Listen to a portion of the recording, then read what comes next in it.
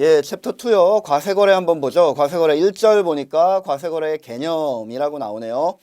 부가가치세법상 과세대상, 즉 과세거래는 다음과 같이 규정하고 있다. 동그라미 1번, 2번, 3번이 쭉 나오는데 1번과 2번은 뭐죠? 1번은 재화의 공급, 2번은 용역의 공급. 사업자가 다 하는 겁니다. 사업자의 정의가 뭐였죠? 영리 목적 유무에 불구하고 재화 또는 용역을 사업상 독립적으로 공급하는 자, 이들만 이들이 하는 것만 과세거래로 보고 그거에 대해서만 부가가치세를 매긴다는 얘기입니다. 그러니까 얘들이 공급하는 재화나 아니면 얘들이 공급하는 용역이나 이런 것들에 대해서는 부가가치세 과세를 매긴다는 건데, 이거는 이제 일반 예를 들면 국내 거래인 경우고, 그 다음에 재화 또는 용역의 수입인 경우에는, 그런 경우에는 어떻게 한다고요? 사업자가 아니라 그냥 사업자 플러스 개인들도 전부 다 해당이 된다라는 얘기예요. 제가 지난 시간에 예를 들어 드렸듯이 일단 이런 거죠. 여러분들이 삼성전자가 TV를 생산해서 판다. 당연히 과세 거래죠. 그런데 여러분들이 TV 하나를 어디서 얻게 돼가지고 내가 여태까지 보던 중고 TV를 중고 시장에서 내다 판다. 그러면 이거는 과세 거래입니까? 아닙니까? 과세 거래가 아니란 얘기예요. 이거는 일시적이고 우발적으로 비사업자인 개인이 파는 거기 때문에 과세 거래에서 제외가 된다. 라는 겁니다. 그런데 예를 들면 여러분들이 외국에 나갔다 오면서 골프채를 하나 사가지고 왔다. 아니면 TV를 하나 사가지고 왔다. 그러면 세관에서 바로 딱 신고를 함과 동시에 부가가치세 과세 거래 대상이 된다는 얘기입니다. 여러분들이 사업자가 아님에도 불구하고 수입을 하는 경우에는 과세 대상이 된다라는 얘기입니다. 제가 지금 골프채, TV라고 예를 재화로만 들었죠. 수입하는 용역에 대해서는 포착하기가 힘들기 때문에 과세에서 제외하고 있습니다. 수입하는 용역은 제외하고 있다라는 거 기억을 해두시고요. 예를 들면 이런 겁니다. 미국인 제임스가 저 인천공항을 통해서 입국을 하는데 제임스가 커다란 TV 상자를 들고 입국을 한다. 그러면 누가 봐도 이 재화를 가지고 입국을 하니까 이 TV에 상자 안에 들어있는 TV에 대해서는 과세를 할 수 있겠죠. 그런데 이 제임스가 사실은 TV 고치는 수리 용역을 대한민국에 해주기 위해서 들어온다 라고 하면 이 사람은 빈손으로 들어오겠죠. 아니면 컴퓨터 프로그램을 깔아주기 위해서 들어온다. 역시 빈손으로 들어오겠죠. 이 제임스가 빈손으로 걸어오고 있는 제임스가 자기 머릿속에 있는 지식을 활용해서 용역을 공급하기 위해서 들어오는지, 아니면 단순하게 대한민국의 관광을 위해서 들어오는지 전혀 알 수가 없지 않습니까? 그러니까 제임스를 붙잡아가지고 하루 종일 면담을 하고, 당신 들어온 목적이 뭐야? 관광이야? 아니면 용역 공급하기로 했어? 용역 공급하기로 했으면 얼마 받기로 했냐? 물어보기도 힘들 뿐만 아니라 물어본다고 한들 제임스가 제대로 말 안 해줄 거 아닙니까? 그러니까 그냥 용역은 어차피 포착하기 힘드니까 과세 제외라고 해버린 겁니다. 용역의 수입은 과세 제외입니다. 사업자 플러스 개인이 대상인데 재화만 해당이 된다. 용역은 제외된다. 라는 게 지금 동그라미 1번, 2번, 3번에 쭉 나와 있는 겁니다. 3번에 재화의 수입만 나와 있고, 사실 기계적으로 산술적으로 생각을 하면 동그라미 4번 용역의 수입이라는 칸이 있어야 될 거 아닙니까? 그게 없는 이유가 바로 그거예요. 제임스에 대해서 용역의 용역의 수입은 포착하기 힘들기 때문에 과세 제외되고 있다라는 거기 때문에. 2절. 자, 재화의 공급 먼저 보죠. 그럼 재화란 무엇이냐? 재화란 재산적 가치가 있는 모든 유체물과 무체물을 말한다. 유체물이라는 거는 눈에 보이는 거고, 무체물은 열, 동력, 태양력 이런 거 같이 눈에 안 보이는 거, 전자기력 이런 것들입니다. 그런 것들도 재산적 가치가 있기만 하다면 전부 다 재화로 봐서 과세를 한다라는 얘기입니다. 눈에 안 보인다고 용역이 아닙니다. 눈에 안 보이는 재화들도 훨씬 많죠.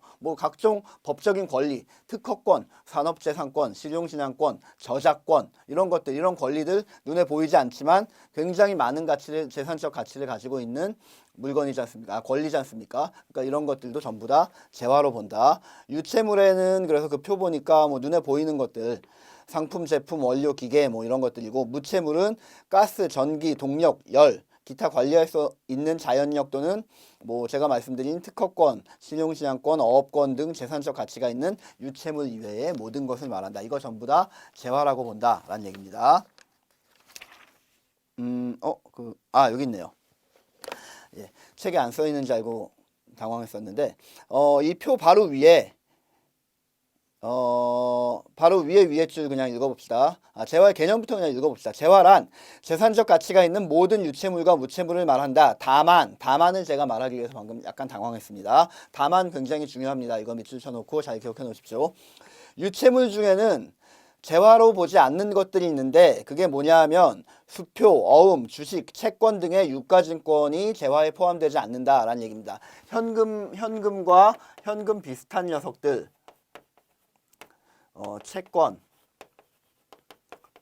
주식, 증권, 어음, 수표, 이 종이 쪼가리들을 말하는 겁니다. 법률적인 용어로 이 종이 쪼가리의 재산적 권리가 화체됐다고, 화체라는 게 여름에 먹는 그 화체가 아니라 재산적 권리가 이 안에 들어가 있다고 말을 하거든요. 법적인 용어로는 이렇게 재산적 권리가 화체된 종이 쪼가리들, 이런 것들은 재화로 보지 않으니까 이런 것들이 왔다 갔다 한들 부가가치세를 과세하지 않는다라고 알아두시면 되겠네요.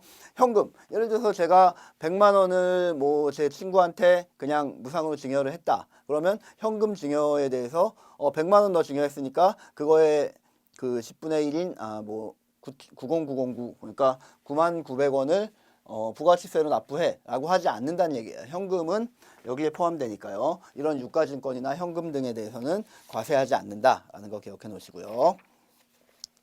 자, 2번 공급의 범위를 봅시다. 공급에는 방금 말씀드린 것처럼 재화나 용역을 실질적으로 공급하는 방법이 있고, 그 밑에 간주공급이라고 나오네요. 간주공급은 요상한 겁니다. 이거 조금 이해하기가 많이 힘드실 텐데 어차피 넘어야 될 산이니까 잘 한번 기억을 해 놓으십시오. 간주공급 무작정 외우지 말고 왜 간주공급이라는 말이 있는지를 잘 기억을 해 놓으셔야 됩니다. 자, 간주공급에는 뭐가 있냐 하면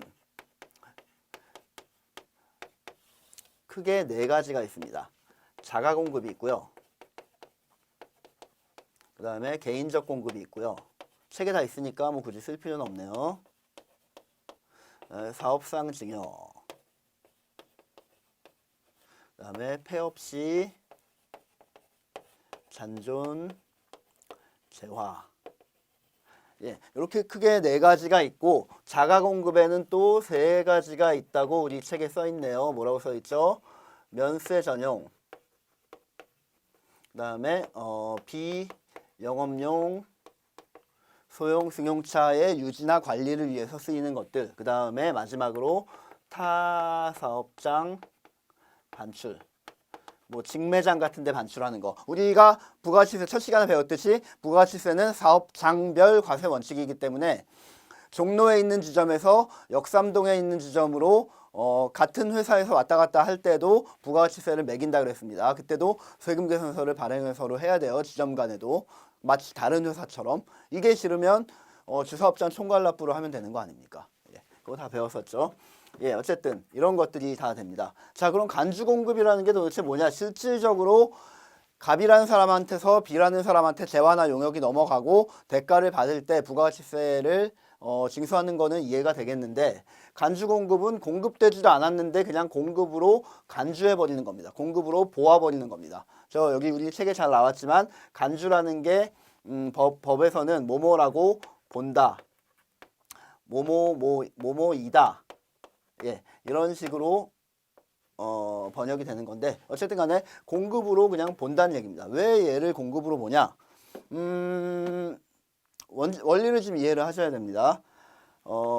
제가 첫 시간에 예를 든 것처럼 가불병이 이렇게 생산을 하고 소비자한테 파는 이런 단계가 있었죠. 을 같은 경우에는 매출이 10,000원의 병한테 팔았고요. 그 다음에 가백에서 얼마에 사왔었죠? 3,000원에 사왔었죠. 그래서 얘가 창출한 부가가치가 7,000원, 그리고 얘가 납부해야 될 부가가치세가 700원, 이렇게 돼 있었지 않습니까?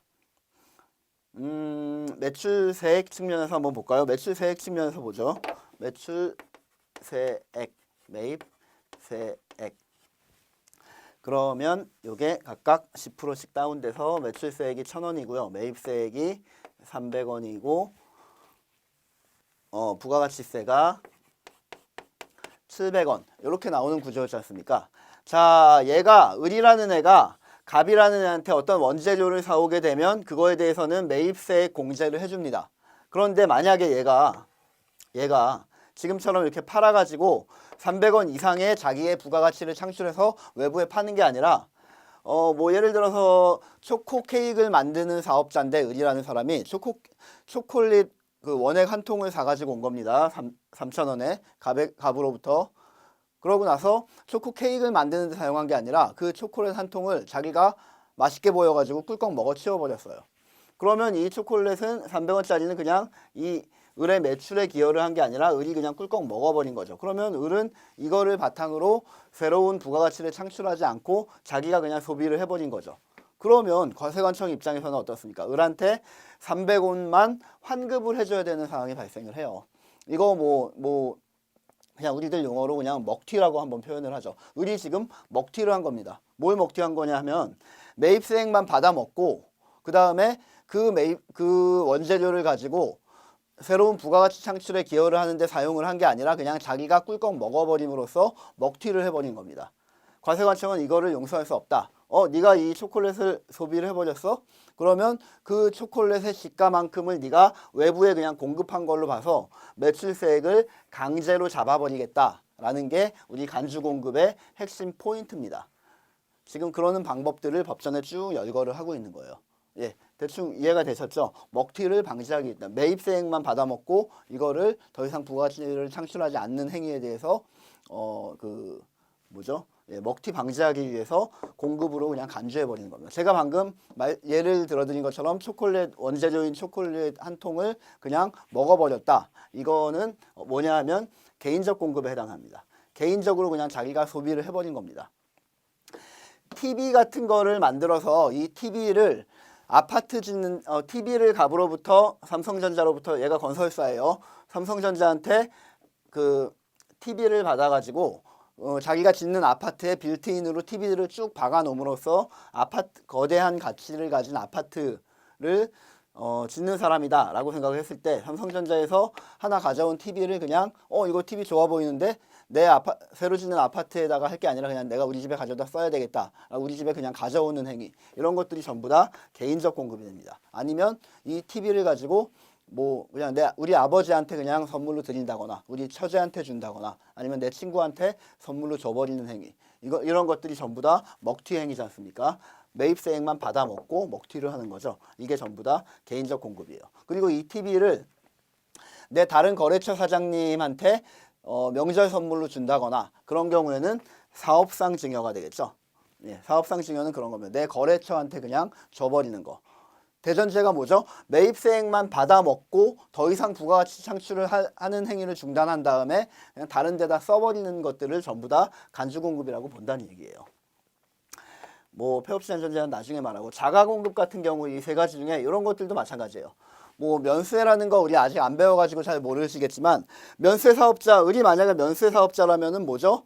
이 사람이 아무리 밖에다 내다 팔아도 매출세액은 빵 아닙니까? 그러니까 이 사람이 과세사업이랑 면세사업을 겸용하고 있는 사업자라고 가정을 하면 나 과세사업에 쓸게요 라고 말하고 매입세액만 홀랑 받아먹고 300원만 그 다음에 이거를 사실은 과세사업에 써서 매출세액을 창출하는 게 아니라 면세사업으로 확 전용을 해버렸다. 그러면 거기서 아무리 매출이 일어난다고 한들 매출세액은 빵일 거 아닙니까? 이것도 일종의 먹튀죠. 이런 먹튀가 걸리면 전부 다 공급으로 간주를 해버리는 겁니다. 비영업용 소형 승용차 같은 경우는 조금 애매한데 이거는 원칙적으로 이거는 살 때부터 매입세액 공제를 못 받게 우리 법전에 딱 규정이 돼 있는 거예요. 나중에 저 뒤에 가서 매입세액 불공제라는 항목에서 쭉 한 8, 9가지 쭉 배울 텐데 그 중에 하나가 있는 거거든요. 뭐 지금은 굳이 이해하려고 하지 마시고 그걸 배우고 난 다음에 연동을 시켜서 이해를 하시면 됩니다. 지금은 그냥 간략하게만 설명드리면 원래 얘는 비영업용 소형 승용차. 그러니까 우리 회사가 보통 그런 경우 많거든요. 회사 사장님이 법인용 차량으로 굉장히 고급 세단을 뽑은 다음에 그거를 그냥 자기 와이프랑 자기가 장 보러 갈 때만 사용하고 사업용으로 사용 안 하는 경우가 굉장히 많아요. 그래서 세법에서는 아예 그냥 처음부터 싹을 자르기 위해서 회사가 법인이 법인 명의로 그 고급 세단, 소형 승용 자동차를 샀다. 그러니까 트럭 같은 게 아니라 그냥 세단인 자동차를 샀다. 아니면 스포츠 유틸리티를 샀다라고 하면 그거는 그냥 아예 처음부터 매입세액 공제를 안 해주겠다라고 법에 박아놨습니다. 그런데 이걸 우회하기 위해서 나 이거 회사에 쓸 겁니다 라고 하면서 쓱 사가지고 매입세액 공제를 받아 먹은 다음에 나중에 이게 비영업용 소형 승용차인 걸로 걸리게 되면 그때는 간주 공급으로 봐버리겠다 이겁니다. 그때는 널 먹튀로 인정을 하겠다라는 얘기예요. 타사업장 반출도 뭐 그냥 뻔한 얘기니까 타사업장 반출할 때는 당연히 우리가 배운 것처럼 사업장별 과세 원칙에 의해서 당연히 공급으로 간주가 돼야 되겠죠. 이렇게 외부에 나간 건 아니니까 실질적인 법적인 의미의 공급은 아니지만 사업장에서 사업장으로 이동할 때는 우리가 그 부가가치세 과세를 하기로 약속을 했으니까 세금 계산서도 주고받고 뭐 그런 거예요. 폐업 시 잔존 제한은 뭐냐면 폐업을 딱 이제 사업이 쭉 이어지면 천년 만년 가진 않을 거 아닙니까? 사업이 이제 명의 다 해가지고 사업장이 폐쇄가 됩니다. 그러면 그때 남아있는 잔존 재화들은 예전에 어딘가에서 구입할 때 이것들을 전부 다 어떻게 했겠죠? 매입세액 공제를 다 받은 상태겠죠. 그런데 폐업을 한 이후에는 더 이상 나는 사업자가 되지 않지 않습니까? 사업자가 아닌 사람한테는 매출세액을 받을 수가 없죠.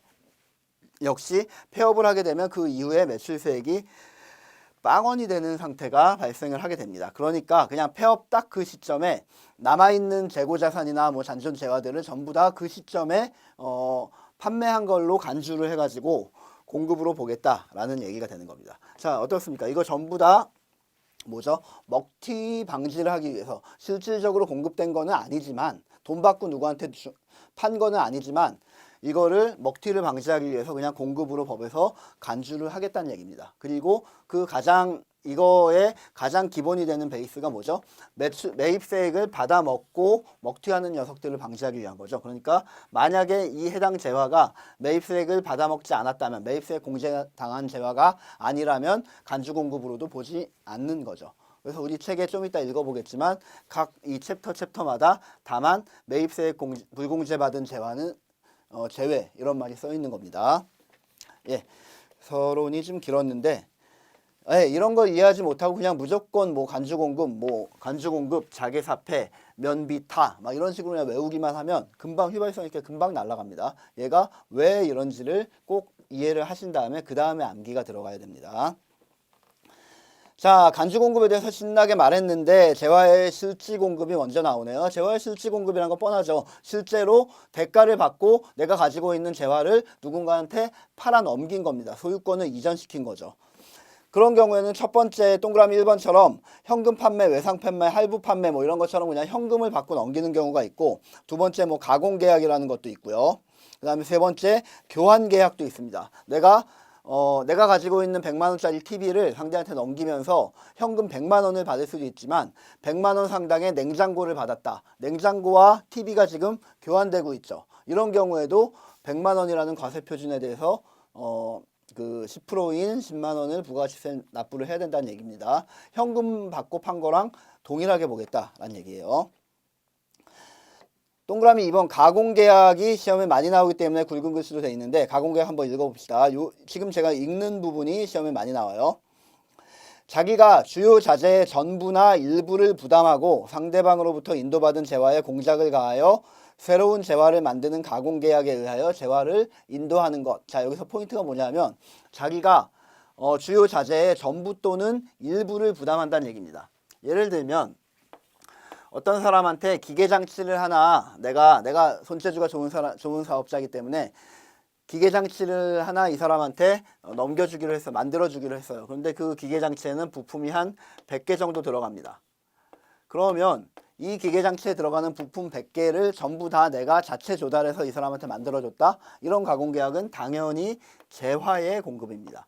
그것뿐만이 아니라 지금 일부라고 나왔잖아요. 이 100개의 부품 중에 일부인 한 5개, 10개는 내가 자체 조달하고 나머지 90개 정도는 이 상대방이 부담을 했다? 그러면 이런 거는 재화의 공급으로 볼 거냐, 용역의 공급으로 볼 거냐.